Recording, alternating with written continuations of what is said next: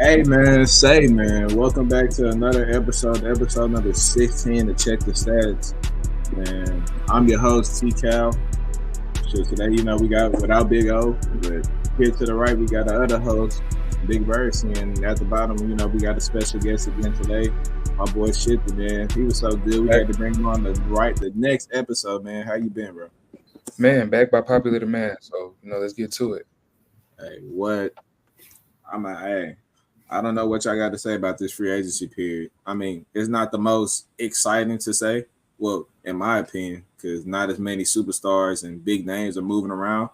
But I mean, it's still a little something to talk about. So I guess without further ado, let's get right into it, man. Let's get right into it. Let's start off with the free agency, man.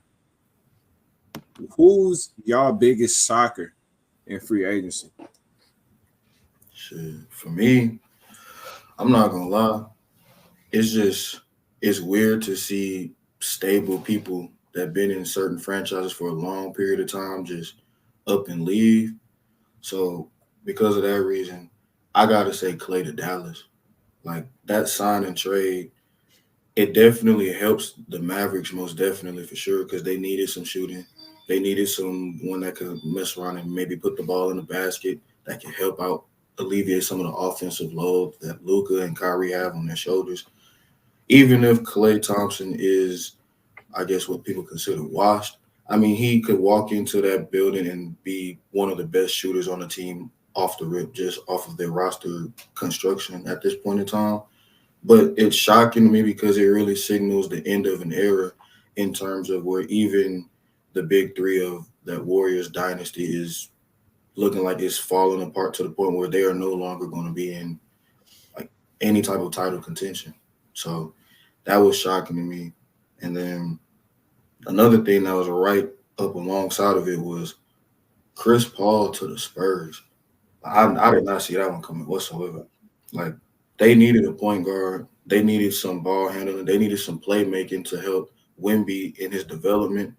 But I felt like they were going to get that from the draft of Stephen Castle, and I felt like that was going to be something that they could develop over time. But seeing him get a guard like Chris Paul, even though he's definitely not in his prime, he's still a great dynamic playmaker, and for that team that will be wonders above what they had with Sohan and all those other guys. So it definitely seems like that would be a great move that he made for himself in order to get Wemby that level of development that he needs. Right. And I like that move too. For this is a Chris Paul move. But you can go ahead, Tico.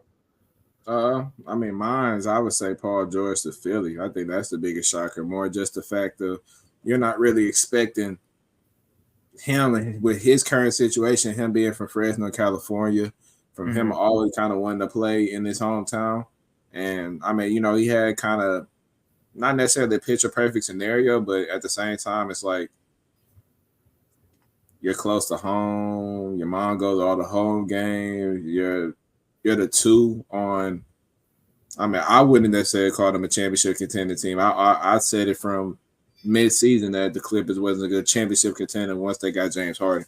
But Paul George leaving is very shocking to me. I think because a lot of those stars when they do that, they end up always winning with their team. They always end up getting that extra gear. They always end up getting like what they want because they see that the other teams are like really pursuing them and like will give them, if not more than what their current teams are offering them. So I think when it comes to free agency, Paul George, I guess being the biggest domino in this free agency, which is kind of sad. When you really think about it, Paul George was the biggest domino for this free agency, and he's not even a top 25 player in the league. So I think Paul George going to Philly was really, really shocking to me because I couldn't. I mean, media reports they say Darren Morey was willing to give him all the money and all that stuff, and basically gave him what he wanted, which was the fourth year. But Right. And I think with that was the fact that he didn't stay would determine that was the fact that they were giving Kawhi that fourth year. And I guess he felt like, I've been healthier. I played more games than him last season, and I've been more healthy than him. Just so for them to say, well, we're not going to give you that fourth year was kind of like, well, that's kind of a slap in the face to him.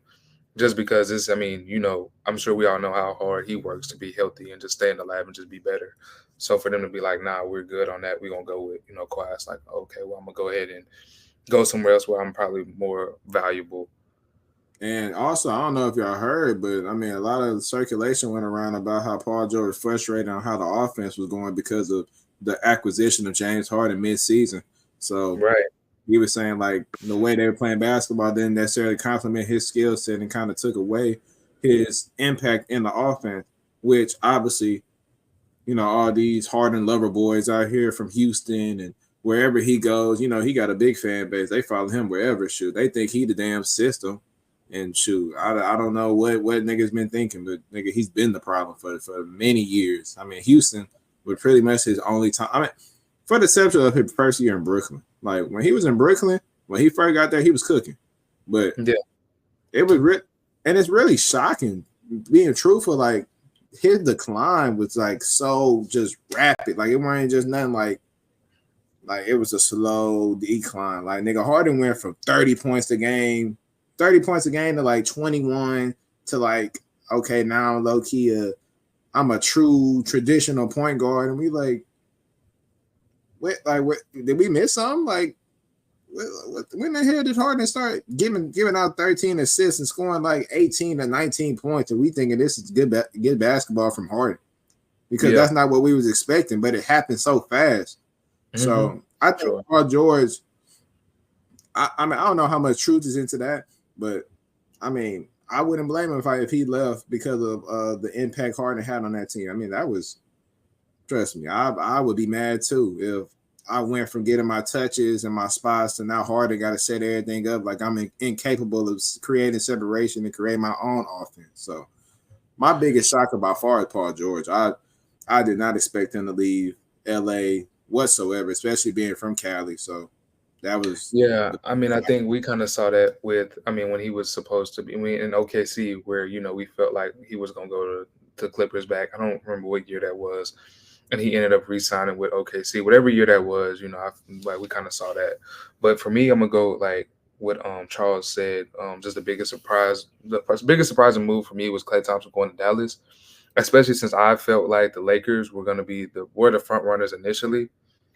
And I feel like they would be able to sign him, and then just having Bron take that like a little bit of pay cut and just kind of because I think, I mean, I'm not an advocate for players taking less money, but I felt like as far as LeBron is concerned, for him right now is prioritizing legacy, and I think Klay Thompson, if he wanted to, I mean, I think the Lakers have a better chance of winning the championship than the Mavs do at this point. I mean, y'all might feel differently, but.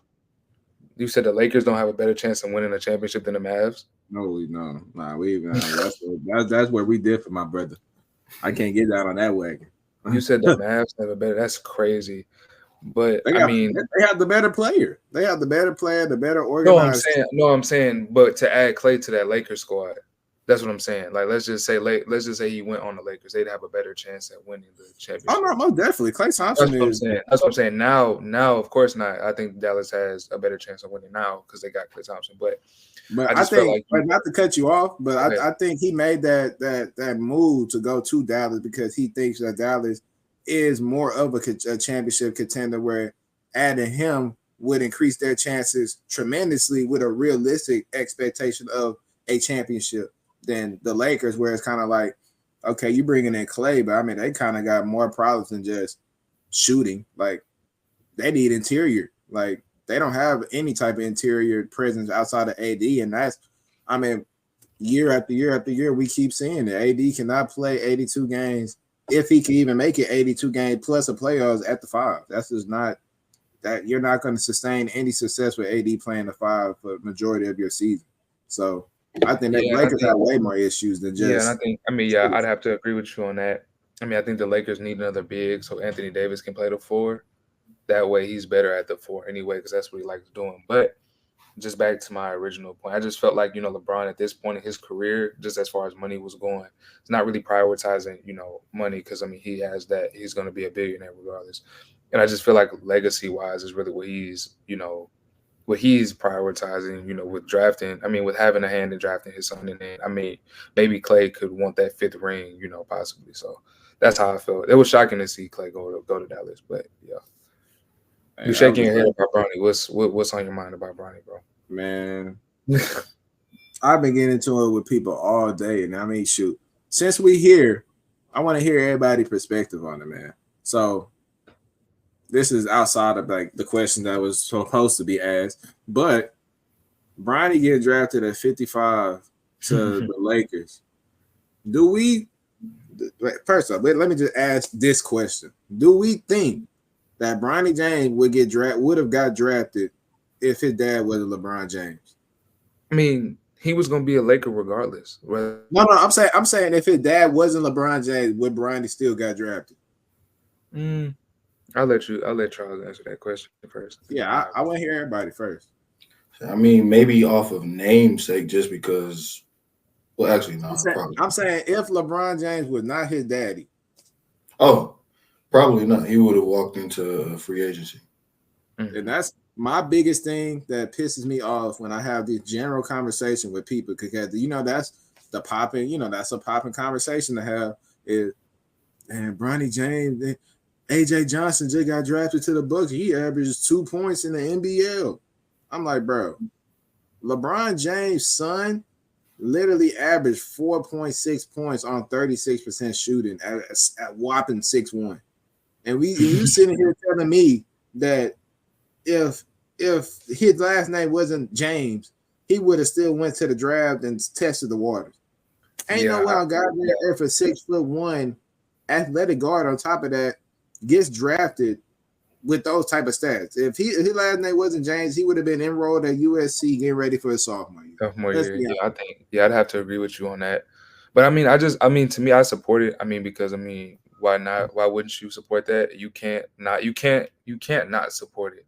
I mean, that's kind of just one of those things. I mean, Black nepotism is like something that I think a lot of times we don't have, and I think other people do it. So it's like, you know what I'm saying? Luke Walton got drafted. I mean, and Bill Walton. I mean, you know what I'm saying?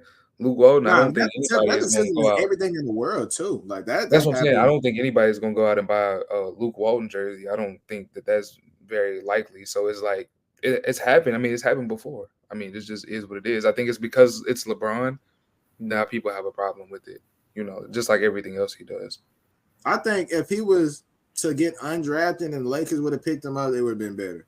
I think. Well, I don't really care. I'm like, at the end of the day, second round picks are really irrelevant. If you don't go top 5 in the second round, we don't care about the second round. But Bronny, he brought. I mean, that to go to show you. I mean, shoot, LeBron James got that much pull where he can make a second round. They got to televise it separately himself. Like the second round was literally the Bronny show. Like everybody was. I'm literally sitting in my car at the country club waiting to go in because I want to see Bronny. Them call Bronny name to get drafted, because I'm thinking like it's no way he actually gonna get drafted at 55. Even though we know he gonna get drafted, but I just want to see this happen. Like LeBron James, he the hardest nigga in the league, bro. Like the fact he got that much pull to bring that sorry ass nigga into the league. That's like, bro. Like, we keep it a beam, bro. He not good right now. Like, he has tools. He has the tools to get better. I can say that. He has the tools to get better. He, obviously his dad's LeBron, and he has world-class trainers. He has, everything that you need to be successful in today's generation. So obviously I feel like he's en route for success. Obviously, he needs, a little bit of time to develop, become. I don't know what. I mean, he said he wants to be a Drew Holiday. He wants to be a Derek White. That's kind of his player build that he wants to be, and that's perfectly fine. But I think everybody, we can truthfully say, if his last name was not James and his dad was LeBron, he would be either A, undrafted, or B, he would have stayed his ass out there in Southern California.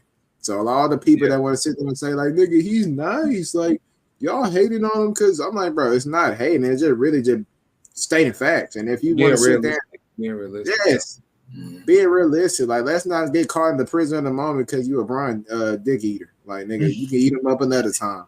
Like, they say, shoot, they eat him up 365. I'm like, bro, can we just sit here and just, like, call it how it is, bro? Like, nepotism was a humongous factor on why Bronny got drafted, and it's okay. Bronny has talent. Bronny will be good in the NBA. I definitely will. He has potential. I think Bronny he will be a better pro than he was a collegiate player. I think Yeah, I mean, college and I sports think for him being around his trapped in the pops, system. being around his pops and just knowing, like, kind of seeing what he's doing and getting that learning experience, and his dad teaching him everything for that he's been doing for 20 plus years, and then that'll make him a better player, kind of like a red shirt, basically. Like, he's not gonna play, I'm sure, but he's just gonna, sit and watch and learn what it is to be a pro and stuff like that. So I think that it'll be good for him, and I think that's how LeBron is looking at it. It's like, come sit and like be in the NBA, watch, learn, and then on top of the fact that me and my son are gonna have the 2 top selling jerseys in the NBA, like that's crazy to me, and that's history. You know what I'm saying? So yeah, I think that's how he's looking at it too. And I think we should take that time to congratulate him. Though I mean, sure, that's Yeah. an amazing accomplishment, and I feel like I don't want obviously us basically keeping it above to take away from that moment. I mean, shoot, making it to the NBA is amazing in itself. I mean, obviously, everybody had their opinions, but shoot, he's in the association. He just signed a multi-year deal today with the Lakers. Had his press conference, took his pictures. Like, he's official. Like, he's on the active roster. So kudos to Bronny. I mean, wish nothing but the best. I mean, everybody like to say, and it's another thing. And no disrespect, I don't want nobody to be insensitive. I mean, not insensitive. Well, be sensitive when I say this, but I'm sick and tired of people keep talking about him in this cardiac arrest. Like, at the end of the day, like, we know it happened. Like, I know it happened. But like, let's stop sitting here and giving, like, obviously it's a sad thing, but let's not make an excuse on why he didn't perform up to whatever y'all thought he would because of cardiac arrest. I'm like, okay, he's a freshman in college. Like, not every freshman finna come to college. Like, obviously, the year he really had is really a good freshman year, because freshmen really don't play like that when you at them big P5 schools, because the amount of transfers and actual 5-star, like those 5-star players that's in and out straight to the league. Like, he wasn't even playing like that at USC. Like, he wasn't getting a lot of time. So just what he was able to do with the limited minutes he had is impressive to me, just as a freshman, especially, I mean, you're LeBron James' son. We expect a lot from you. So it's like, you know what I mean? But, I don't, and then it's crazy because he don't really have a lot of pressure on him as far as just coming into the league wise. Yeah, for sure he don't. But like, it's annoying. Like, I hate it. Like, everybody on national television wants to bring up his cardiac arrest. And I'm like, what does his cardiac arrest have to do with his basketball skill on the court? Obviously, he didn't have that chance to train and, do the other things that a normal, not a normal, but a kid that didn't go through that experience, would be able to do. Like, train with the team, like, get acclimated, like, play the beginning of the season. I'm not trying to be, insensitive to that at all, but I'm like, let's not sit here and make excuses for him. Like, his cardiac arrest is a reason why he didn't perform up to his standards that what y'all placed on. I'm like, that's not true, and it's unfair, because imagine if somebody else had a cardiac arrest and they declared for the draft. Would y'all give them the same amount of sympathy that y'all giving Bronny, or y'all only giving Bronny that type of sympathy because his last name is James? Like, right. Let's be fair now. Like, his medical issues is his medical issues, but like, that has nothing to do with his ability on the court. So please stop bringing that up. Like, it pisses me off every time I hear it, and I had to get that off my chest because I cannot. Y'all don't understand how mad that made me. Like, every time it's always something about he damn near died. I'm like, okay, he damn near died, but he lived, and he played a whole season. He played the second half of the season, and he felt so good about himself where he declared for the draft instead of he didn't say, let me go back and let me actually go to college and have a full season to put on my resume, make sure everybody kind of know, like, hey, like, I'm deserving of this. Like, he declared for the draft. So, like, he was going to declare for the draft anyway, cardiac arrest or no cardiac arrest. He was exactly. But I'm saying, I'm like, shoot, don't make, like, he don't want your excuses. He don't want your pity. Because, shoot, truthfully, he seemed like somebody that just want to be a regular guy. I mean, you're not going to have that. I mean, sure, your dad is arguably the best player to ever play the game. So you're gonna always be in the media. You're always gonna be the talk of anything. Right. So it was a really frustrating. Oh man, I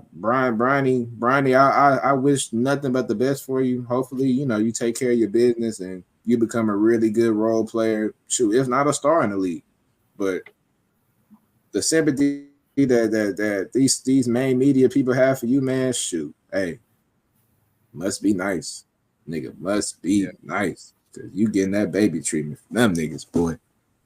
Kendrick Perkins don't want to do anything to make Brian mad again. Shoot, he already done followed him. Shoot. Yeah, that's what they know. Yeah. But hey, without further ado, let's get into the next subject, man. Biggest winners of free agency. Which team do y'all think won free agency as of now? I ain't gonna lie. I love what OKC did. Man, they got a top tier perimeter defender in Caruso with a player for player trade, getting rid of a deficiency for the offensive side of the ball in Josh Giddey without having to give up any additional assets. They got a player that can definitely. He kind of reminds me a little bit of Lou Dort, but obviously in a certain extent. No, I said Caruso. Nah, Caruso shoot 40% from three, and No. I'm talking about on the defensive side of the ball. No, nigga, Caruso the way better defender than Dort. No, I'm saying that's an upgrade, but he reminds me of that, just a better version. Like the type, he's like a Lou Dort. He's saying he's the same, from the same cloth. Yes, they are. No, you don't think so? I think Caruso could be your secondary ball handler. That's how good Caruso is. Like Caruso has way more than just being a defensively though. We're not saying defensively, like they're cut from the same cloth defensively. No, he's a way better defender. Caruso's like that. Like y'all better pull us a Caruso film. He is like that. Like I know he's like that. I'm saying Lou Dort is not like that. Don't disrespect Caruso trying to compare him to Dort. Like that Dort was if we're being honest, Dort was a better defender before he had that offensive role of like, okay, we need you now. If you're gonna be in the starting lineup, we need you to score us at least 12 to 13 a game. Like ever since Lou Dort started shooting them threes and became a little more better on offense, his defense went down. So I don't think he's the same level of defender. I think Lou Dort is still a good defender, but Caruso and him are light years away from each other. Like Lou Dort is not an elite defender whatsoever. I'm not saying Dort is elite. I'm saying he's good. He can defend. Like, let's not make it seem like he just a slouch defensively just because his offensive game has grown. You will still put him on your best player. I mean, you'll still I put him on y'all's best player. I mean, he's not a slouch defensively, but I mean, I think what Charles was saying is he's of the same similar mold. We're not saying that he's better, like even close. I mean, I wasn't saying that, but he's the same mold, like that like he can shoot the ball, he can defend, a two-way player. Yeah, not to the same level as a Caruso, but that's why he's saying it makes them better. Yeah, obviously Caruso is better, but at the same time, it's not like Dort is a slouch either. And if you got Caruso in your starting lineup and you move J-Dub to the 3, then that gives you a great defender in the back end on the bench that you could sit up here and slide and not feel uncomfortable with having him on the best offensive player on the opposing team. But it's not even just that. They didn't give up any assets whatsoever. They didn't give up any. They got hella draft picks. They got exactly. They can give up 10 draft picks and they still got another 30. Like exactly. And then to add on top of that, they signed Isaiah Hartenstein too. They needed That's a steal. That was a steal. They needed some size and depth to that. We know that there was other teams that were shopping for big men, like the Lakers, but Hartenstein would definitely fit that mold for the Thunder. I mean, Big J-Dub, for his role, he was okay, but he wasn't like someone that you just ultimately had to fear. Of course, we all seen what his deficiencies were against the Dallas Mavericks. We all understand how good Chet is on the defensive side of the ball, but as him being your main rim protector, there are ways that you can exploit that defense of OKC. Who plays the 4 for OKC? If Chet is at the 5, who's playing the 4? Chet. No, I'm saying Chet is the okay. So who's playing the 5? But Chet's the 4. I think Arkansas. Oh, Harden. Okay. Yeah. So Chet will play the 4 and Harden play. Okay, that's all right. That's decent. Yeah, and then the fact that they have all these assets. You know what you can do when you have all these different levels of capital that you have as a team? You can make low risk, high reward moves. They ended up picking up a dude named Nikola Topic in the draft. In the draft, yeah. Mm-hmm. Picked him up. And I'm gonna be honest with you. I'm gonna be honest with y'all, not to cut you off, but I feel like he has a lot of upside. He kind of reminds me of that Luka type. He about 6'7", 6'8", that slow European guard style. And I'm in like about 3 or 4 years, I think we might be looking at a problem. But go ahead. I don't see that one. He don't shoot the ball at a good enough clip for me. He tore his ACL.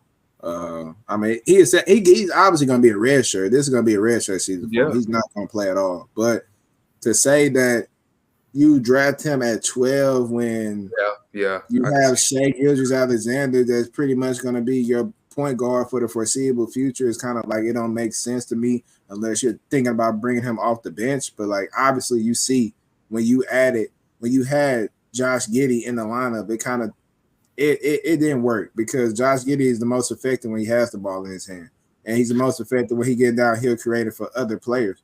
But I mean, we can't really question what the Thunder have been doing as an organization because so far it's been working. Whatever they've been doing recruiting wise and going out and finding players, it's been working up to this point. So I mean, you might not see it now, but I mean, Josh Giddey didn't work.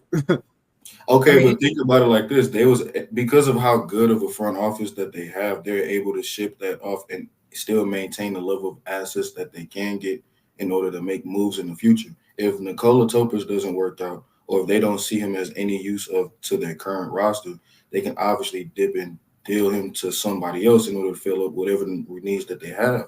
Plus, all these picks, they could ship those out and make a already likable deal sweeter to another team in order for them to get a star player. Right, but listen to this. Imagine if OKC at 12 would have drafted that nigga Dalton Connect out of Tennessee. I mean, do they really need that though? Yes. Who don't need? I'm not familiar with Dalton Connect at all, so I'm kind of ignorant to his game. Connect is like that, but I'm not really. I think they signed Caruso first though, so they kind of felt like that was a little bit of a wash.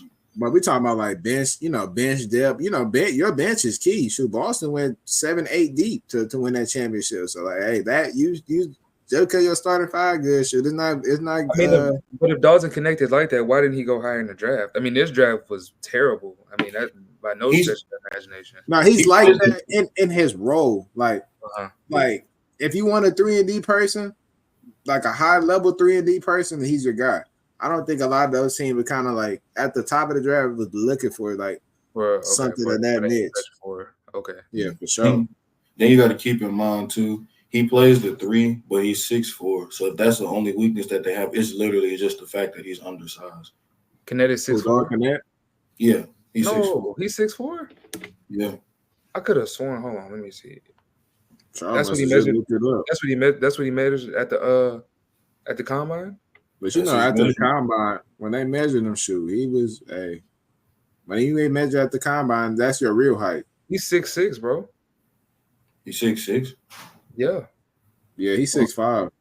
205. Yeah. Even then, at the 3, that's not necessarily the most optimal that teams would see. Like they want someone that's prototypical. They want that large, lanky, long arm type of build.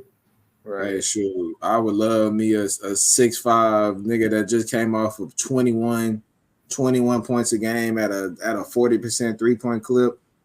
Like, hey, I would love that. I love that a lot more than an average 6'6", 6'7". Oh yeah. But even then, with that being said, though, I just love what OKC was capable of doing. Like, they are definitely making headways. I ain't gonna lie, I might sound bold when saying this. The floor for the Thunder is conference finals, at least to me. I think that's their floor for heading into next season. I think you low-key underestimate them. I think they can win it all. Like, I think the team of that, and mind you, I wasn't as sold on OKC as I was. Like, obviously, I was. I mean, if people want to say I was an OKC hater, so be it. But I kind of came around to OKC just because I seen Shea how he operated himself in the playoff, and obviously that was the bigger question mark for me because his game is pretty finesse. Like I didn't know if that's going to translate to playoff level basketball when obviously your game plan is focused on stopping their best player. They have obviously every team has film on you, but shoot, you're playing the same team for the minimum 4 times, and even in that Dallas series, they didn't lose it because of him. Shoot, Jalen Williams, the J-Dub, he didn't show up at all. That if they're going to be serious title threats this year, I think J-Dub gonna have to really elevate his game. That's what I was going. He took a leap. He took a leap for sure from year one to year 2, but obviously when it came down to the playoffs, he was really disappointed coming down the stretch. Also with Chet, so I think if he takes that leap and is able to give Shea that 1-2 punch and let Chet kind of be the third, or let Chet ends up becoming obviously the two to Shea's 1, and J-Dub could be a 3, then that's fine too. But I think one of those guys are going to have to step up in order for OKC to truthfully be. Yeah, and that's where I was going with it. I was going to say, for right now, I don't think that they have enough, even with the additions that they did make. Just because of what you were just speaking on, T. Kyle, is just those two that just really got to step up their game and just elevate their play. But, I mean, for me, I feel like the biggest winners in free agency, I got to go with Philly. They were able to go get Paul George and still keep, a lot of their guys. I think just because that kind of lightens the load for Joel a lot. I mean, because he's in and out of the lineup frequently. I think he gives them another scoring option outside of Maxey and Embiid. And then I think he's kind of like that. He's going to be kind of what Jimmy Butler was, that two-way wing defender.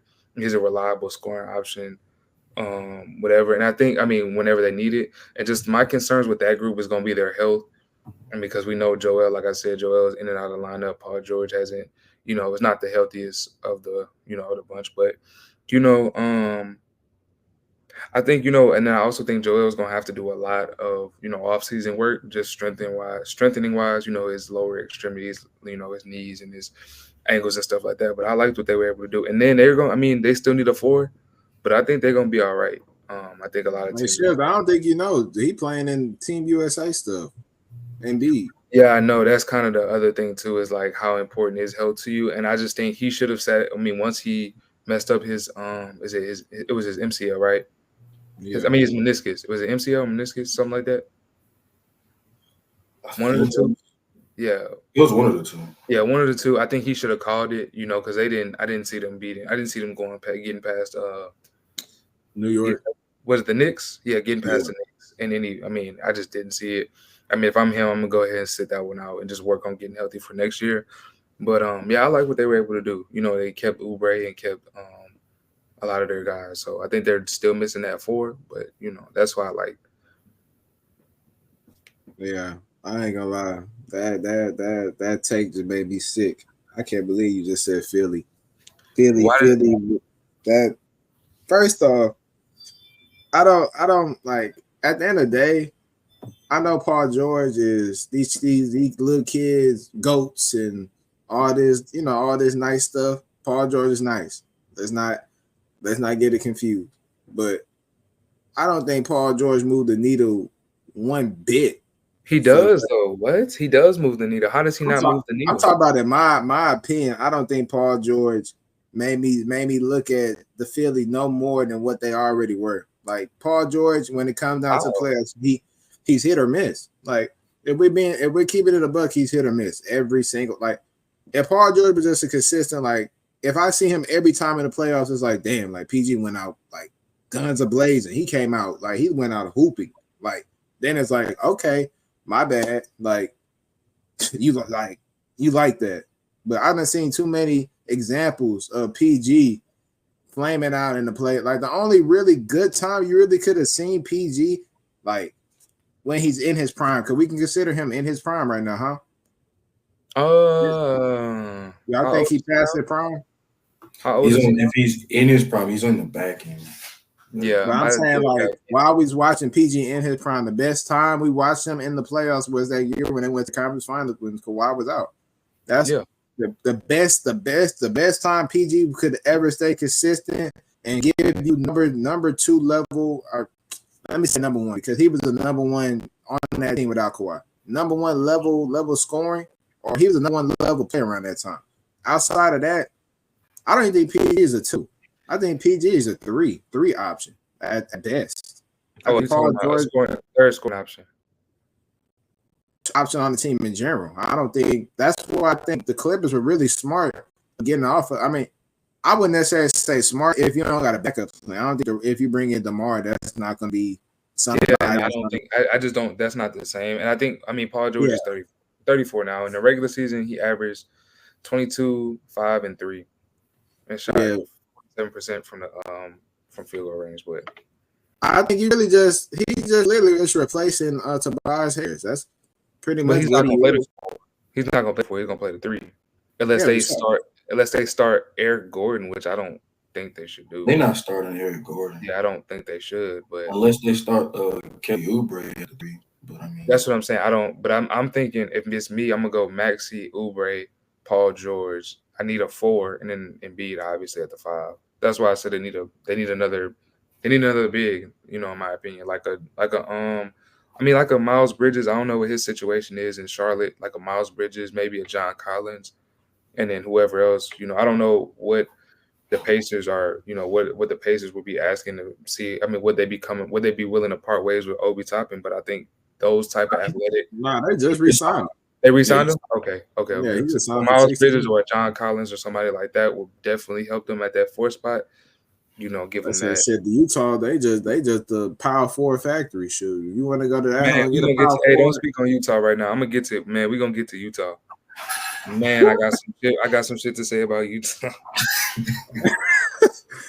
But hey, my biggest winners in this free agency, obviously Charles said one of them, but my biggest winner is the Dallas Mavericks. I mean, if you can go off in the off season, and obviously we know their biggest weakness was shooting. They couldn't shoot lick of shit if they was wide open. So the fact that they literally switched out Tim Hardaway boo-boo ass. They switched out Josh Green. Okay. And they switched out Derek Jones for Quentin Grimes, Najee Marshall, and Klay Thompson. Nigga, oh my goodness. Nigga, that team is going to be scary as hell. I'm not going to lie. A year 2, Derek Lively, obviously, I don't know. I know y'all don't really keep up with Derek Lively like that, but he's going to be like that. He's going to be one of them guys I believe you, bro. I really do. Man. About 2 to 3 years, bro, Derek Lively going to be he might low-key be an all-star because his shooting ability, bro, he can shoot. He has a natural shooting form, and I think he might be an all-star level center by the time his rookie contract is up. If he ascends to the way that he do. Yeah, and I don't even think he's a center. Like, I feel like Dallas can go big if they really want to and put him and Gafford in at the same time if they just wanted to. Mm-hmm. Yes, they can, bro. He can play the 4. Derek Lively can play the 4. You just said he can shoot the ball and stretch the floor, which is fine. He don't have to be Porzingis, but he can shoot the ball and get out there and, you know, play on a perimeter. They can go big. I think they kind of struck gold with their rotation of those two, like having one on the floor while the other is just catching his breath. I feel like that's something that they're going to be able to kind of build off of for the foreseeable future because that showed his versatility in the regular season and in the postseason, even though the last we've seen him was them getting walked off the court by Boston. I mean, that's something that you can take towards the next few seasons and really do some damage that other teams won't have that luxury of doing. Like, it's hard finding a complementary backup to a starter that can basically do the exact same things at a high level. And I think, truthfully, I don't think we kind of look at it in the proper perspective of like how dangerous. Like Luka and Kyrie as one-on-one players is extremely dangerous. So mind you, in the finals, these niggas have open shot after open shot after open shot, and they miss so much shoot. They built my house and my grandma's house next door. Like them niggas was so off, bro. I'm telling you, bro. I thought they needed glasses. Like them niggas out there couldn't shoot a lick. And I'm just sitting here saying, like, imagine if they got like that's literally all we thought about the whole time. We were like, imagine if Dallas has shooters that can shoot. Like PJ Watt, if you relying on PJ Washington to make open threes, you need help. I might need to check you into a mental institution because what the hell are we talking about? These niggas making threes? I'm like, sure, I might be able to fly. If I jump out my window, I might be able to fly. Like, that's not realistic. Like, you relying on Josh Green, Tim Hardaway Jr. at this age and stage. I ain't talking about him back then because he was like that back then. Don't get me wrong. He could shoot that thing for sure. Now he can't shoot shit. Now he in Detroit finna rot. But I think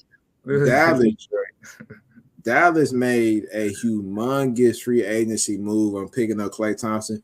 Only, truthfully, because you really only need about 15 to 16 points. If he could give you 15, 16 points on close to 40% three-point shooting, you won. Like, because you can't, if you go double him, if you go double Luka, if you go double Kyrie, there's no doubling. What are you gonna do with? Because Luka and Kyrie are the best one-on-one players in the league right now.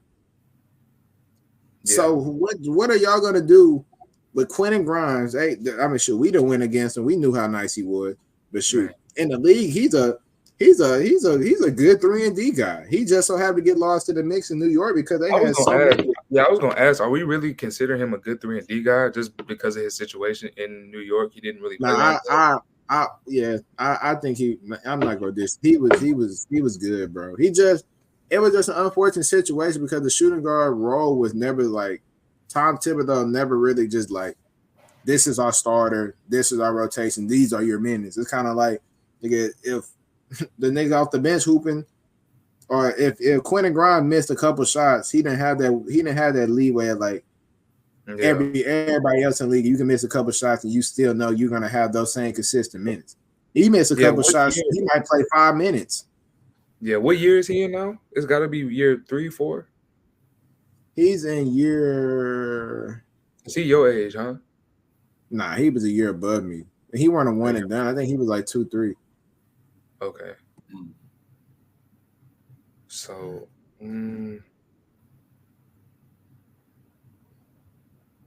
now y'all have mentioned what the Mavs is doing, and keep in mind too. Look at how much of the sweepstakes it was for Klay Thompson. I mean, you have a lot of players that are in the league, but a lot of teams that need some level of consistent shooting. And Klay Thompson, albeit at this stage of his career, is still one of those higher level guys that can put that ball in the basket from deep. So, and it's great. It's great because I think it's more of a situation based. Like, I think Klay Thompson wasn't a good fit for the Warriors and what they had going on over there.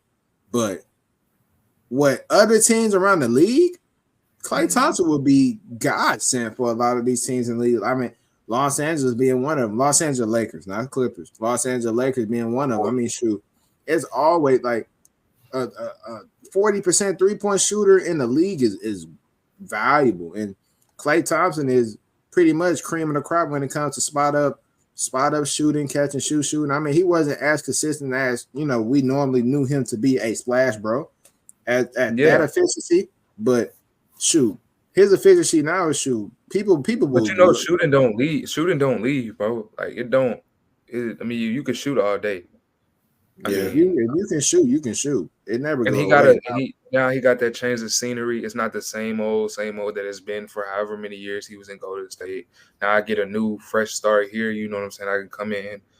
Just now he gives it that, that mental is just all of that Golden State stuff is over with now. I'm in Dallas. You know what I'm saying? Let's do it. But Quentin Grimes has been in the league for 3 years, so it's his 3rd year, I think, in the NBA. He got drafted in 2021. 4 years, I'm tripping. 4, something like that. 3, because it's 2024 now. Okay, yeah, 3 years. So yeah, I'm interested to see what he'll be able to bring. To nigga Najee Marshall, don't get me started on him, bro. Just think about this place. Is he a defender? Is he a defender? Oh yeah, okay. He's 3-and-D. Najee Marshall don't play. He gonna throw them out too if you trying to. So he like, he like that, bro. I'm telling you, like, but just think about this for a second. Like, Nah, I'm not even gonna do that. Let's get to the next one because that'll be something I'll say for the next segment we got. So in free agency, who was y'all biggest loser in free agency? Charles, you go Man, first, and then we'll go off for it. yeah. Well, I'll let Cheers go first, honestly, because he said he got a lot to say about Utah. Man, I Yes, gotta I'll say you follow mentioned it. Cheers. You mentioned it earlier, but I didn't want to speak on it, man. Dallas probably was the biggest losers in free agency.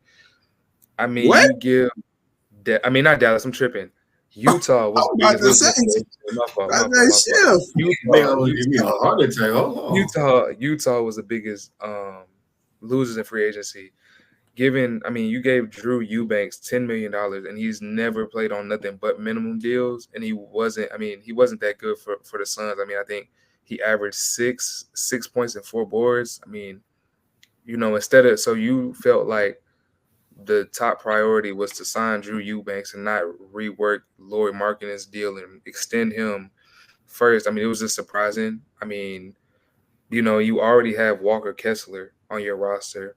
And then you just drafted a big Filipowski at the with the 32nd pick. No sense. And then Makes no sense. and then you have John Collins also. I think that's over there. I mean, I just don't see. I mean, it just doesn't make any sense to me why you would have the same type of player at the same type of position.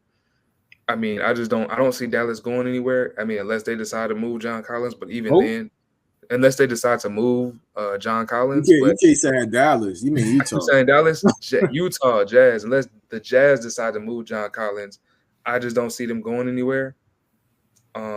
But yeah, those moves didn't make any sense to me. I don't know who they got running in their front office running that. I think that was a very good one. That was a very sneaky one because that weren't somebody that was just I'm thinking of off the dome. I just know Utah being a shit show. So obviously you picking that out, that was good work on your behalf. But my behalf, I'll save the second one for after Charles go. But my first one is by far the Clippers. Like The Clippers? I don't know what the hell the Clippers were doing.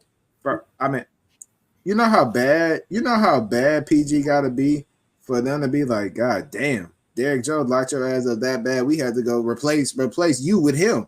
He's our new PG now, nigga. They just signed him for three years for $30 million, and he said, shit, this nigga PG get clamped up. He get clamped up so bad in that playoff series. So we might think we can invest in Derrick Jones. He could be our new PG. So Yeah, that's they crazy. went on ahead and threw Derrick Jones a little offer and shipped PG up out of there. But no, they ain't want to offer. They ain't want to offer him that 4th year. They said, shoot. After we seen that whopping 18, 11, and 5 in the playoffs, shooting 33%, they was sick. They said, we done with it. We don't want to see no more 4 for 13s, 15 points, 6 for 18 points. I mean, that's just boring. 2 for 10 from 3 and blowout fashion. Like the Clippers are like, I don't know what the Clippers were doing. I mean, you signed Harden back for 2 years for $70 million. Who the hell do they think this nigga is? Like, not at this point in his career. Nah. Harden, bro. Harden, he at best he's your 4th option. On a championship team, Harden is your 4th option because this nigga, this is not 2017 Harden. It's not 2018. This ain't Houston Harden. This ain't Brooklyn Harden. He done lost 5 steps by now. And we thinking James Harden gonna be Kawhi Robin to Kawhi's Batman, and they're gonna run the West with Derrick Jones and Nicholas Batum. What are we like? How that's a major L. They didn't get better in no way, shape, or form unless they got something cooking up in a trade or something. I mean, hey, I have no idea what the Clippers have going on right now, but as we currently speak, they are one of the teams that are losing in free agency. I don't want to say the other one, Charles might say it, but I mean the Clippers losing out on PG for James Harden. Yeah. You brought back Harden to fill in PG role. I mean, shoot, it's only gonna get worse from here. I mean, shoot, y'all, hey, y'all ain't gotta worry about filling up no seats in that arena. Cause shoot, y'all might be y'all might be 10th, 11th in the West by the time trade deadline comes. Then y'all might be able to make some noise by getting off peak Kawhi or Harden. I don't even know if they can do that because they signed brand new, fresh deals. And a lot of these superstar players got no trade clause. Well, I think they stopped the no trade clause. I think Brad was the last person to get a no trade clause. So yeah. Do you think would you have brought Mason Plumlee back?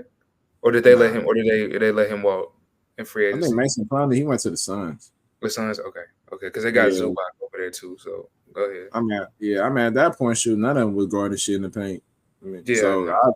I don't really think any of them was any value to the Clippers. Clippers got bigger problems. They got a number one option that can't play like a number one option because he can't play on the court because he's always injured. You got a number two option that's really a three in Paul George. You got a three option that's really a four in Harden.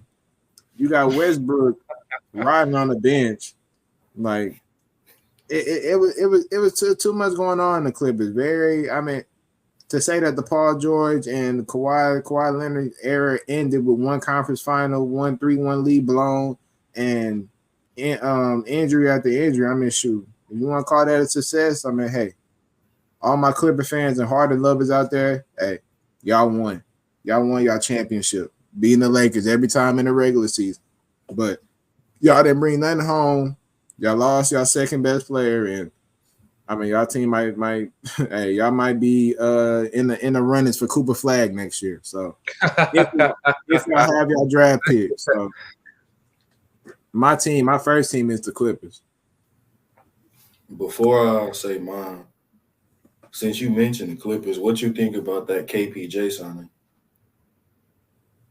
I mean, KPJ, obviously his stuff off the court, you can't have. But I mean, in the league, this league, you have so many second, third, fourth chances. Shoot, I'm not even surprised he had another one. And quite frankly, I mean, KPJ was nice, but he's nice in his proper perspective. Like you can't.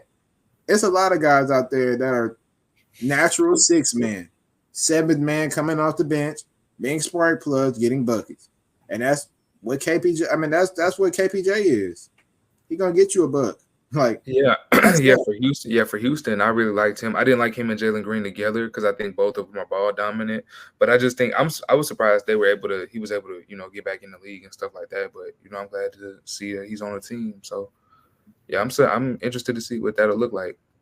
Yeah, him coming off that bench, that'll give him a little explosive. He might be a little Jordan Clarkson-esque.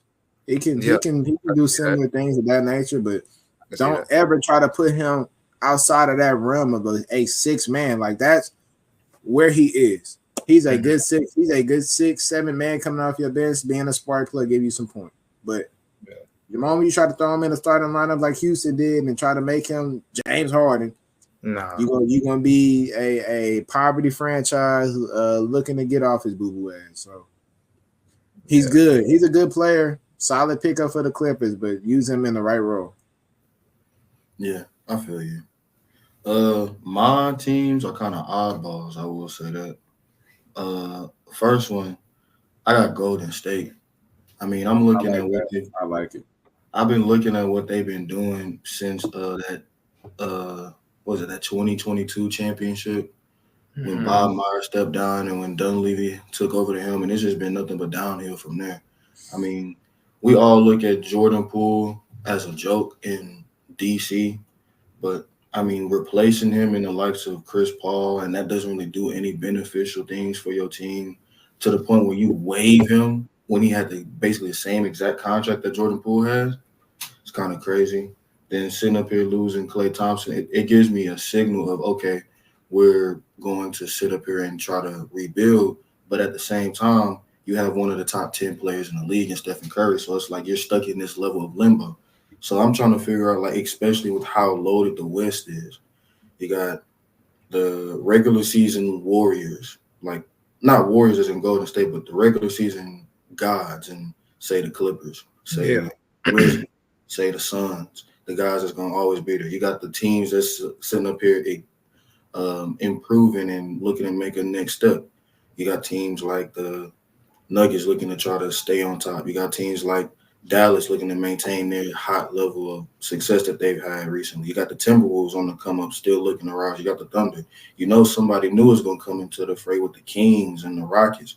So, I mean, hell, even the Pelicans to a certain extent. So it's like you got to answer a very difficult question of, are we going to let Curry sit up here and kind of ride out his last few years in the NBA, however long that may be, him and Draymond, in terms of like, okay, this is legacy. We just gonna let y'all retire here because y'all deserve to be here because y'all ain't do the same luxury to Clay, or are y'all gonna sit up here and try to go at it for one last run? Because if y'all are looking to go at it for one last run, then it's like you need a whole lot more than what you currently have constructed. And if y'all are looking to rebuild, then I'm sorry, Curry might just have to go because he's most likely going to be looking for some type of rings or some type of championship push at the very least in this stage of his career. The second team, they didn't really make any moves.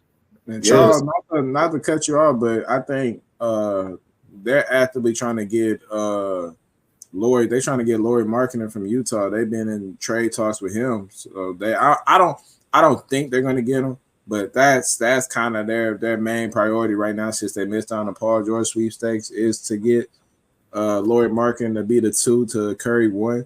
I don't know how effective that would be in the West with obviously the better constructed teams. I don't know if Golden State would have to get off of Kuminga, would have to get off of some of their key young core pieces that Utah might want back, which I truthfully don't think they should want back because obviously Utah done drafted so young for so long. It's like they team nothing but teenagers over there, for the exception of like Calvin Sexton and like Laurie and them. Like yeah, and Jordan Clarkson. It's a bunch of young guys, and they all kind of saying, I mean, shoot, Kenny over there, Kenny Lofton, he on Utah. Him is he? Okay. Yeah, him, bro. He on the 76ers. He on the 76ers, bro. Nah, he on Utah. He finished out the year in Utah. Did he? Yeah. Look at the roster. I mean, you say that they looking to get Lori Markkinen. I mean, in the NBA, it is a natural fit to have a guard big combo on the offensive side of the ball at least. But even with that being said, I mean, who's to say that the West becomes less wilder than what it is already? I mean, it's been historically competitive last season alone, where we got teams on the cusp of 50 wins, barely even squeaking by to get into the play-in. So it's like, what are we really doing? The second team I got, another oddball, is Chicago. Man, I have no idea what they're doing in terms of like what their plan for their franchise is. I mean, obviously you ship out Caruso, but you had him as an asset when he was linked to trades of getting first round picks and some type of large amount of value back for his services, and you settle for him getting with Josh Giddey. There's rumors of him being looked at as having a tremendous upside for Chicago, and if that's true, then it's like, good God, y'all are kind of lost. You just lost Drummond. I know he wasn't necessarily in your future plans, but in terms of what that core has, is definitely someone. Who they lose Drummond to? Who got Drummond? On the Sixers. Yeah. Sixers? Yeah, he went back to the Philly. Okay. Then after losing him, I mean, you still on this core when you don't know what you're going to do with DeMar DeRozan.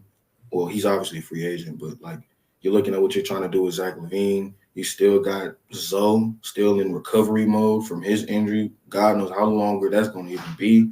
So it's like, as a team, you've been stuck in this level of mediocrity for a long period of time. Obviously, you're looking to make a splash or at least some type of push inside of the right direction. But it seems like for the last few years, the Bulls have kind of just plateaued in this like level of mediocrity where that could get you somewhere in the Eastern Conference, maybe an 8 seed, maybe a play-in game here or there. But like in terms of getting, like we know how weak the East is in comparison to the West, and with those levels of talent, where we seeing the Pacers make a conference finals run, it's like you can see it's definitely possible, especially if the injury ways of the NBA kind of play a factor into it. You'd like to see teams like them make some type of push to try to get better than the state that where they currently are. and it just seems like they keep getting stuck in the mud of this level of average, and that's at their peak, which is kind of sad. So seeing that they're not really doing too much, I look at them as some of the biggest losers. I don't Yeah, like yeah, nah. Chicago. I mean, Chicago. We know Chicago tearing it down. that's what I was They going. Yeah, yeah, that's what I was going with it. yeah, literally, like, yeah, they finna get off Lonzo. They finna get off Levine. But it's crazy though, because shockingly, nobody wants Levine. Like Yeah, teams, that is crazy though. Yeah, they they not literally trying to give them away, and they don't yeah, even want them. facts. Mm-hmm. It's So just it's a not large amount of mismanagement of those guys. Like you had chances to get rid of them earlier, and now you're at a point where they don't even seem like they have a whole lot of value to where even giving them away is a challenge. I Yeah, think that's I a shocker think to me too. Levine doesn't have value. He doesn't have it at all. Like no You say team. he doesn't have value? No, shoot. If he had value, one of these teams would like they literally like that. Like the package that they're giving up for Levine, you would take it if you was that general manager in a heartbeat because we know Levine can hoop. He could be a spark plug, but they don't want him. Like But is Chicago valuing Levine too high, and the teams are like, we're no, not going to go that high? no, they're trying to get off him. Teams are declining the offers. That's Levine's market. Levine don't even have a market. Like go look at the sports pages. They say Levine don't even have it. Like his market is little to none. Like nobody wants him. Like if I'm the Lakers, I'm staying far away from that. And that's rolling into my next point. Shoot, my second loser is the Lakers. I think the Lakers consistently year after year after year miss out on key free agent signings. I don't know what's the reason. I mean, I know coming in new season with a new head coach. I mean, that is a reason to pause. I mean, I wouldn't necessarily if I was a winning player want to go to a team with a brand new head coach. Players. I mean, we could be honest. Players don't tend to play well with LeBron James for some odd reason. Wherever they come from, they're great. They're knockdown shooters. We just see the time and time again. Jordan Clarkson, Joe Harris, Kyle Kuzma, you name it. Crowder. Gabe Vincent, Jay Crowder. The list can go on and on. The amount of 3-and-D level guys, not even three, any level of guy that had any type of ability before LeBron James. Once you get with him, it's like you're. Oh man, we lost T. Cal. Ah, damn. Shit. That's kind of crazy. I don't even know how to work Stream Me, so I don't even know what to do. I think we just wait on him, bro. Yeah, he'll probably come back, but we get you out of it. Mm-hmm. Let me go ahead and let bro know. There you go.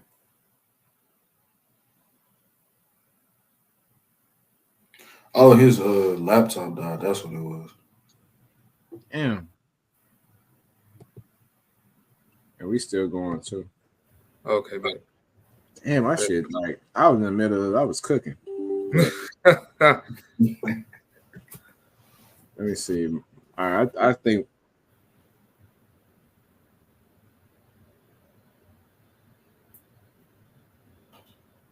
Oh, that boy gone again. Man. Dog. Laptop died, phone died. What's up with you?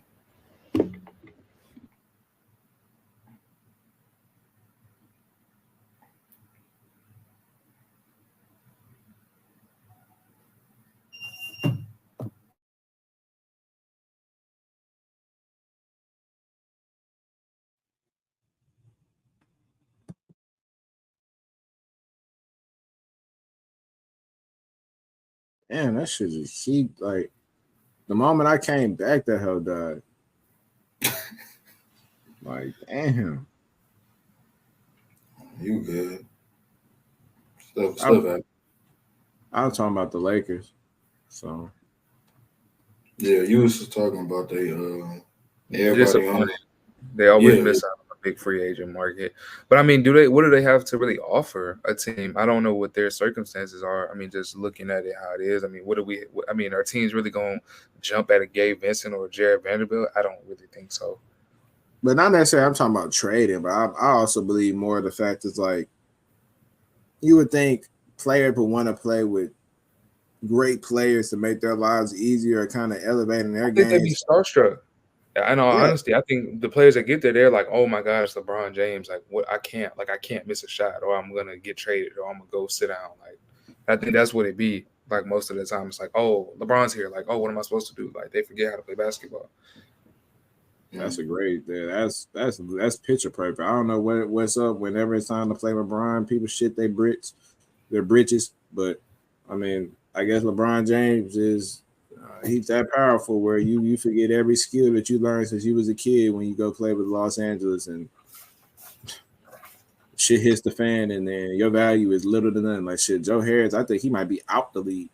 Like I think so too. I was actually looking to see. I wanted to know who he played for actually, but I couldn't. I don't think he. I don't think he's on the NBA roster right now.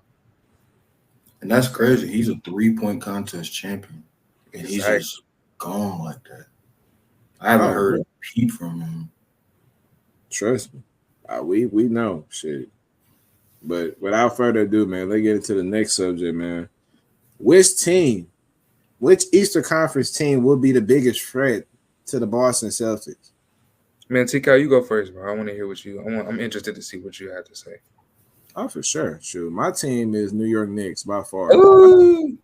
I think the New York Knicks acquiring I should have Mikal that first. Bridges and acquiring OG Anunoby made them just head over any other team in the Eastern Conference. I think they're realizing that Jalen Brunson is a star. Not even a star. Let me. I don't want to be disrespectful, Brunson. You're a superstar, and I think the team is going to treat him as such and surround him around the type of players that will be able to elevate his game and to take some of that pressure off of Jalen Brunson once it comes to like, okay, like, are you going to be able to make an open shot? Mikal Bridges can make an open shot, and especially in his right role, best case third option, worst case fourth option. He's literally going back to the Phoenix Suns, Mikal Bridges. You're gonna get a higher upside on your trade when it comes to him playing defense because when he is playing defense, without the offensive load that he had in Brooklyn, he was a top 5. He's a top 3 defensive player of the year candidate when he was in Phoenix, and also he's arguably first team all NBA defender. So I think the them re-signing OG Anunoby. I mean, obviously Harkenstein, that was a loss. That was a big loss. Was it though? They have. I mean, they have Mitchell Robinson. Nah, they do two different things. I think Harkenstein, his playmaking ability, his ability. But I mean, Mitchell Robinson is better of the two though. oh no, no, What?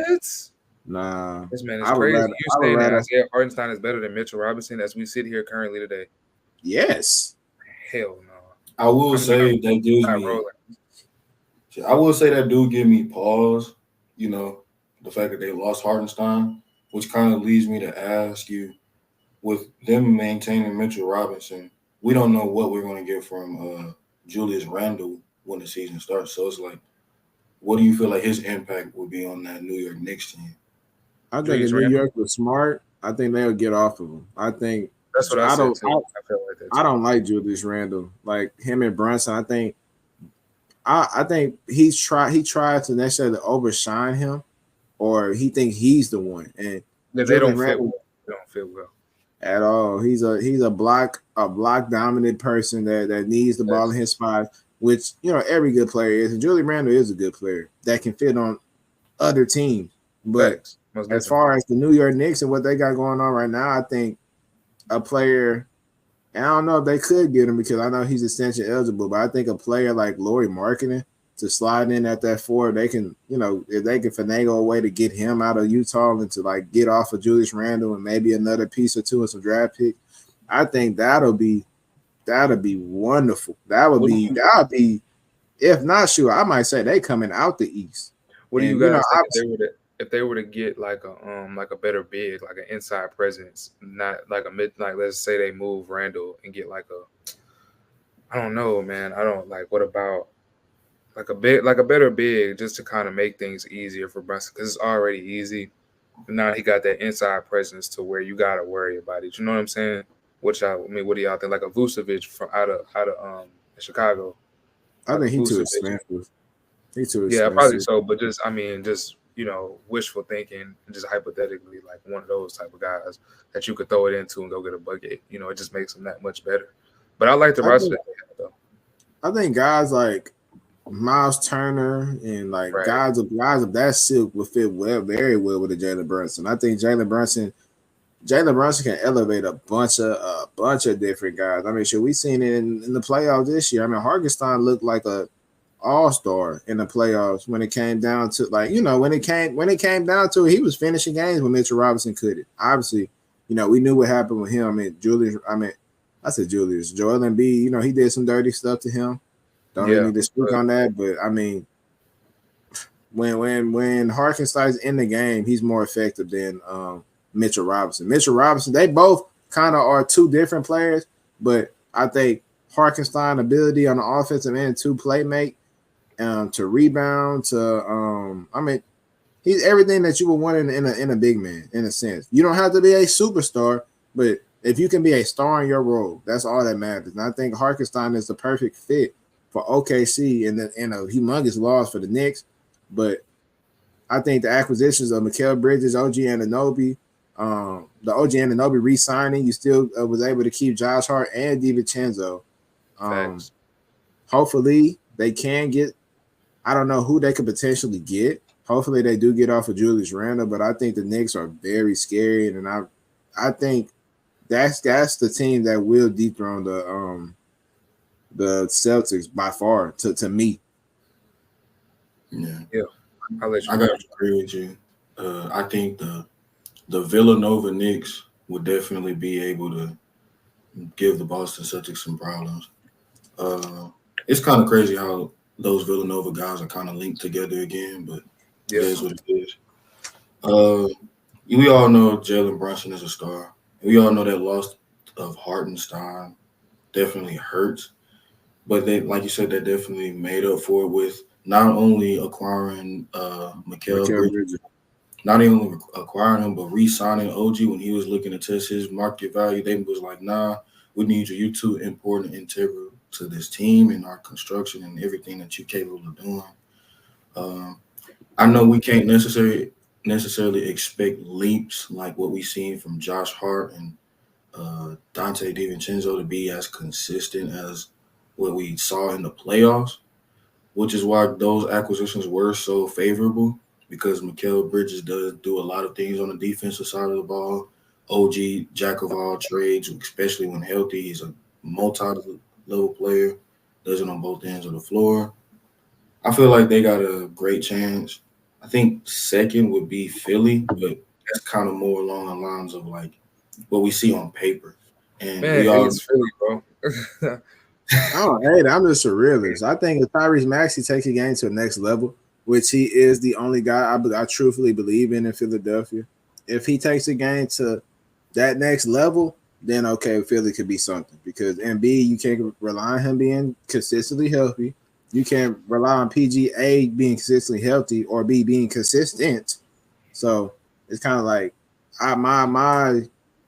my hopes of Philadelphia realistically being real contenders to dethrone the Celtics will be on the shoulders of Tyrese Maxey, which I think he has the capabilities of becoming that player. It just depends on if it happens. Yeah.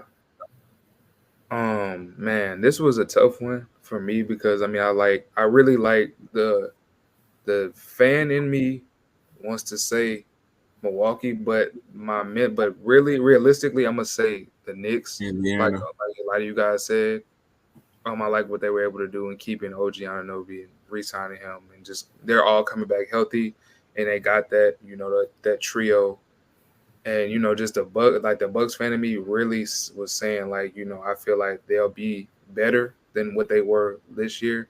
I don't like Doc Rivers at all, coaching that group at You all, love but him. I like Doc Rivers at all coaching that group. But I just think Dame and Giannis will they'll be coming back healthy, and they'll have hopefully they'll be able to gel better together and learn how to play with each other more. That way we could. We'll just be seeing. If the Bucks are able to move Chris Middleton, I feel like that'll be good for who.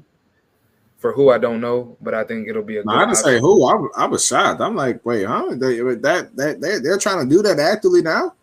No, I mean I think he's requested a trade at this point. Really? Chris Middleton? Yeah, unless I was looking what I was looking at wasn't accurate. Let me see. Oh, you got hit with ball sack sports, my brother. They hit you where it hurt. That's tough. If they get rid of Chris Middleton, then I feel like he's too important of a piece as a three, like as a third option for them. Because I mean, him at the peak of his powers was enough to help them get a championship in Milwaukee in the first place. And then you add in a scorer like Dame, it's like, well, unless you're trying to get rid of him for contract reasons, and even then, it's like, what are you going to get to replace him? Yeah, it's just I mean I think the inconsistency. I mean he had a good playoff run and kept them in that game against the Pacers, whatever game that was. But I just think he's very inconsistent. I mean he's declined. I mean Chris Middleton has declined his $40 million player option with the Bucks. So as of June 22nd. I mean, he might just be looking for some security. Yeah, long term security. Yeah, Shit, so one day for sure, his ass ain't touching 40 no more. Shit, if I'm him, that's I'm what I'm taking. saying. So it's like I think if they're, but I mean, realistically, I'm gonna go with the Knicks. Just like I think we all can agree on that. But I'm interested to see what the Bucks look like this year with those two coming back, Giannis and Dame coming back healthy. Yeah, I think another year. Everybody chose the Knicks. Yeah, Man, I mean, yeah, they look the best though. They got the best assembled roster to deal with Boston. yeah, and how often are we going to bet on the fact that every one of those guys are going to die in battle when they step on the court in the postseason? Hey, I have no argument with you because that was my pick, but hey, fine by me. But let's get into this, man. What NFL team are y'all taking, man? We're going position by position, starting off. Okay. The Houston Texans versus the Dallas Cowboys. So we'll start off at quarterback. Who you taking? Man. CJ, this is a no-brainer. CJ by far. CJ for sure. Okay, running back position. Joe. Who's the running back for Dallas? Ezekiel Elliott. Ezekiel Elliott or Joe Mixon? Joe Mixon. Okay, next, receiving core. He said next. Receiving core, Texans. It's not even close. Oh, yeah, they just got Diggs. Yeah, I got to go with the Texans. Nico, Tank, Diggs, come on. Next. Yeah. It's tight end, Jake Ferguson or Dalton Schultz? Bro, we seen Dalton Schultz diss the whole Dallas Cowboys organization as a whole. I'm riding with Dalton. Who? Oh, Ferguson is. I like Ferguson, but I'm gonna go with Schultz though. I think Ferguson is a decent player. I like him as a tight end, but he's not better than Schultz at this point. Yeah, offensive line. Oh, I'm gonna go with Dallas offensive line. I don't know if he can still hear me, but he went out. He went out. I got because Dallas just lost. Who did they just lose? Tyron Smith. Oh, yeah. They did? I thought he was hurt or he retired. They lost him to retirement? Nah, he on another team. Oh. I think he on the Jets. Mm-hmm. Oh. Yeah. Well, yeah, I got it. Well, what does the Texas offensive line look like? I know you resident Texans fan, so. Larry Tunsil, Shaq Bruce Mason, Scruggs, Titus Howard, Shaq Mason, and I don't know who our left guard going to be. It might be Kenyon Green. It might be Jared Patterson. It might be Blake Fisher. Sure, we got a couple guys, but Larry Tunsil is the second best left tackle in the league. So I mean, take that to the bank. Shaq Mason is a top 10 right guard in the league. I mean, we have a pretty good O line. So me personally, I'm taking the Texans. Yeah, I'll take the Texans. I mean, Zach Martin, he could cancel out everything because he just. That's what I went with. Yeah, I went with Dallas. I didn't know that they had lost Tyron Smith, but I still got to go with Dallas. I'm not mad at that. I'm not mad at that, but I'd rock with the Texans. And honestly, this might just be a clean sweep. If we go into the defensive side of the ball, you might as well save your breath. It might just be a clean sweep. Defensive line. Next. I got the Texans. See, that's a bias. That's a fan bias, bro. Nah, heck no. Will No. Anderson, Danielle Hunter. We got Autry from Tennessee. You got to think about it like this. The way I kind of looked at the D line is the same way I looked at the wide receiver battle. It's you got one great player that's elite at their position, top of their class in a certain rights, especially to certain people. But you going with him versus the collective as a whole. It kind of reminds me of, okay, Dallas has the best player in the series of the finals, but you're going up against a whole bunch of guys that are slightly worse than Luka Doncic, but they're able to do their job effectively to get that win at the end of the day. I mean, Right. yeah, Micah is a top tier edge rusher. We still got Will Anderson. We still got Danico Autry. We still got Danielle Hunter.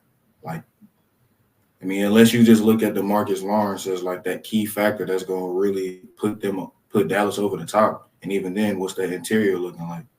I mean, what was his name? Maxie Smith? Who? That defensive tackle they took last year, Dallas? Mozzie Smith. Mozzie Smith, yeah, Mozzie Smith. The jury's still out on him, so we can see what he's capable of doing. But at this moment in time, what are we doing? It's a sweep. Linebacker core. It's a sweep. Yeah, I gotta go with the Texans. Yeah. Cornerbacks. So the Dallas got Trevon Diggs and Deron Bland, huh? Yeah. Mm-hmm. Who do the Texans? Who's on the Texans? Stingley, Okuda, Kamari Lazier. Yeah. I'll take the Cowboys just off the fact they got two All-Pro or former All-Pros. I mean, Bland, he made All-Pro this year off of his picks. He was, top 3 in deploy. As much as I like Stingley over both of those guys, but that's what kind of I like Stingley over both of them. But to be fair, we lost Steven Nelson, and Steven Nelson, he was, I think he had 4. He averaged 4 picks this year before he went to retirement and talked all that shit. Fuck you, Steven Nelson. You a bitch. I hate you. Yeah.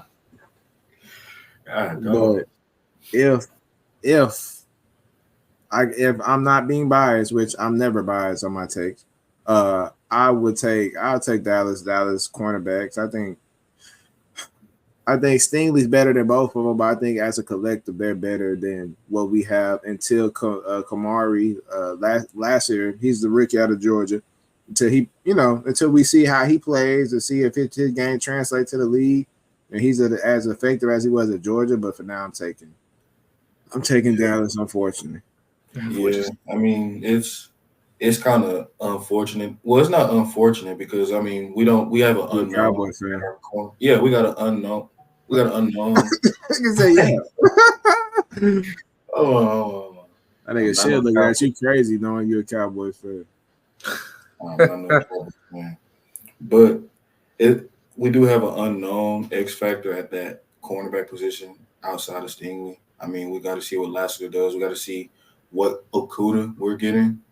But, as a collective, we can't dismiss what Trevon Diggs looks like healthy. We can't dismiss what Deron Bland did with his historic season last year. So, at this moment in time, that might be the only battle Dallas wins.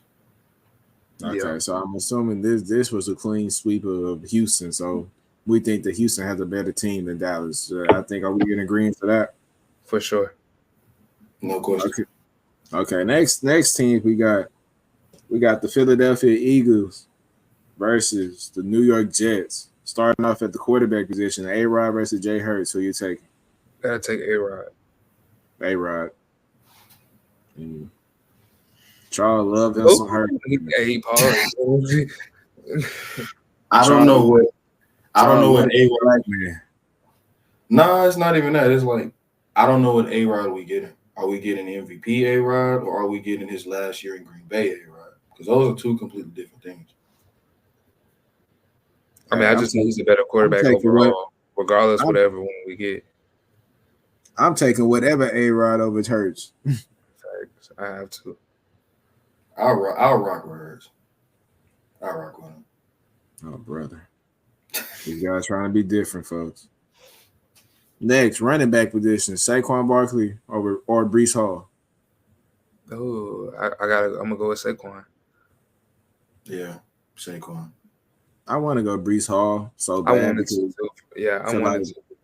he's gonna be nice, bro. Like Brees Yep. Hall, he's gonna be nice. But I think at this age and stage right now, I have to take Saquon Barkley. But Because at he's the end, proven.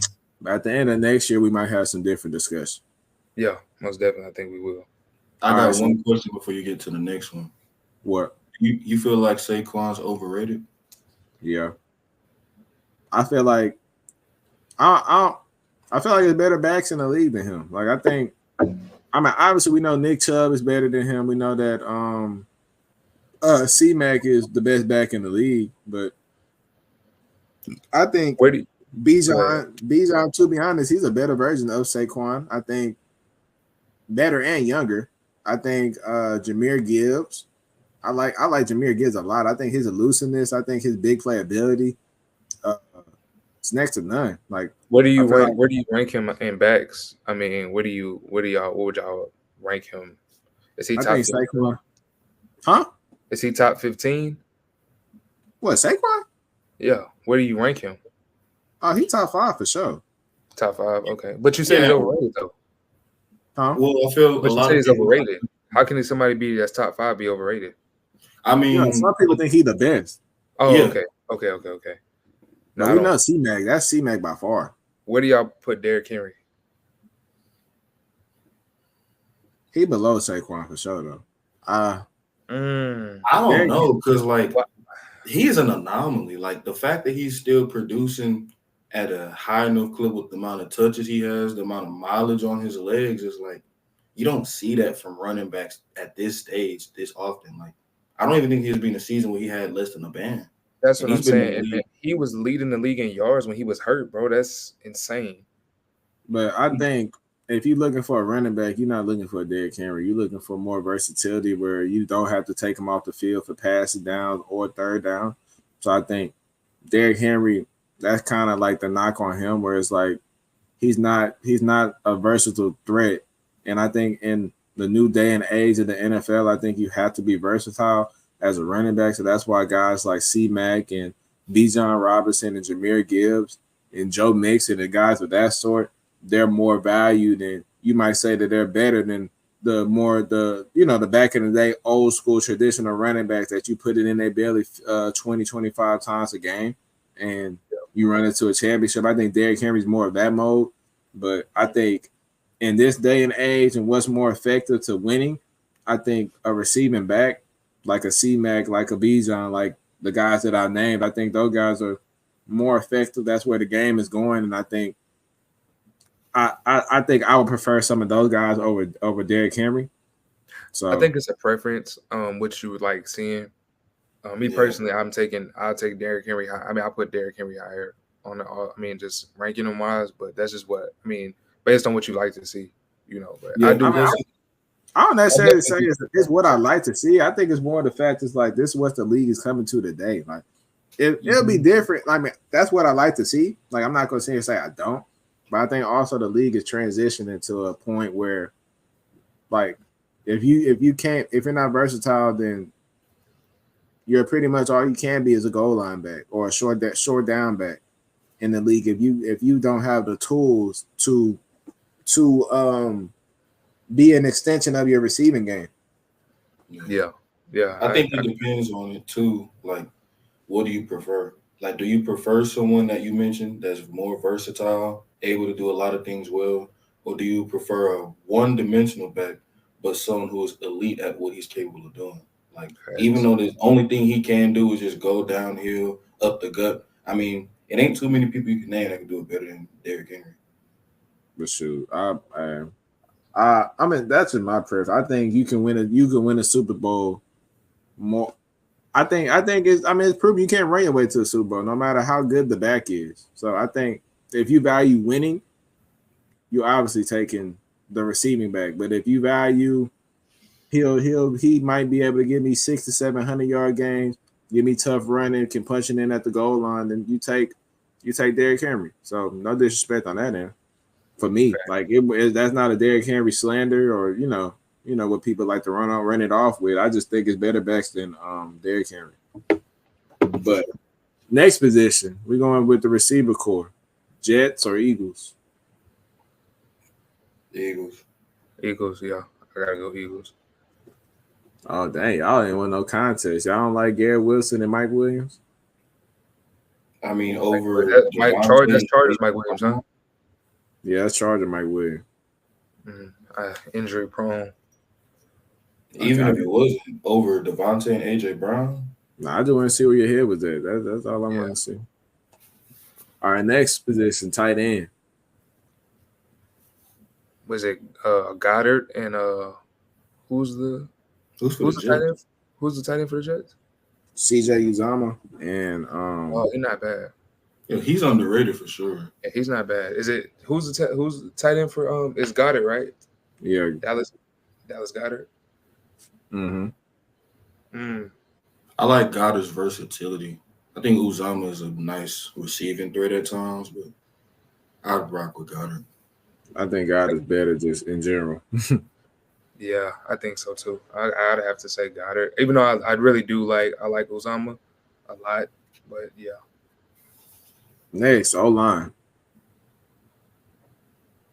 Hell no, definitely Philadelphia. Yeah, Philly for sure.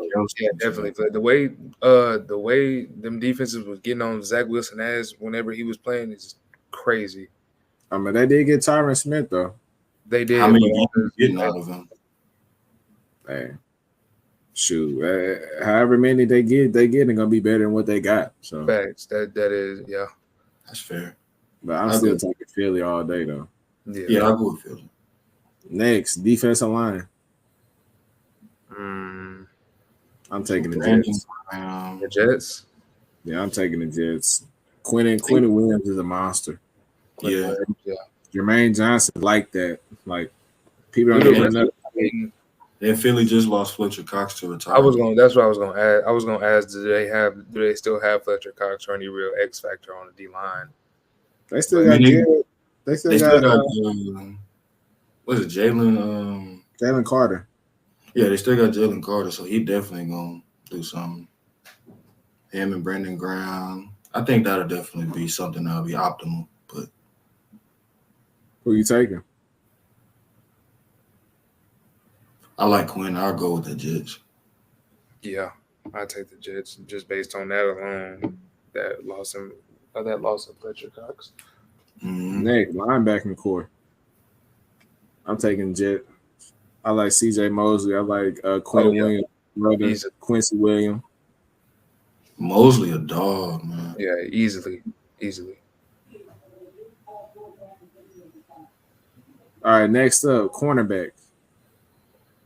So Philly just got C.J. Gardner-Johnson back. Yeah, I'm gonna take. But I don't know who's on the Jets though. I'm gonna take the Jets. Sauce Gardner, and I don't know who's on the other side. Sauce Gardner, DJ Reed, Whitehead. Yeah, I mean Philly was getting torched. I mean, even though they replacing some guys, I mean, it ain't gonna be that much of an impact to it. I don't think that problem can't happen again. So yeah, I gotta go New York. Okay, so shoot. So that means I guess that means that New York is better than Philly, and y'all perspective, because majority of y'all chose Philly guy. I mean New York over Philly guy. Yeah, I think I would say that. I could say that player by player. Yes, I'd say crazy. Charles like, damn, I didn't mean it like that. Shit, hold up. No. The way I kind of look at it is like, obviously every position matters. But I feel like the gaps in which New York wins is for positions that don't necessarily impact to winning as much as others. If that makes sense. Like, repeat that? So, like, I feel like the gap in, like, defensive line, linebacker, on the defensive side of the ball, I feel like that gap is closer. Like, obviously, I said the Jets is better in those areas. But I feel like that gap is closer where Philly can, like be somewhere not too far off of it. than what I look at for the offensive side of the ball, with the Eagles having the edge for me personally over the Jets. So Like you, the so you, so you think the Eagles is the better team? You think that the Jets has better positions, skill positions I at those? think I think the Jets have the better defense. The Eagles have a better offense. But in today's league, defense doesn't necessarily lead to championships the same way it used to. Yeah, I'm glad you didn't say defense win championship. I was Mm. gonna say Kansas City, they did win championship off their defense, but obviously you have the best quarterback that we ever seen, like Exactly. talent wise, not necessarily accolade wise, but for sure talent wise, we can all sit here and say that Mahomes is the most talented quarterback we've ever seen Yeah, for sure. by Yeah. far. But hey, man, that was the last topic, so that'll do it for this episode 16. To check the stats. Cheers, we appreciate you. You shoot, you got an open door policy here. Whenever you want to come on, bro, you free whenever you want to. It's good. Definitely.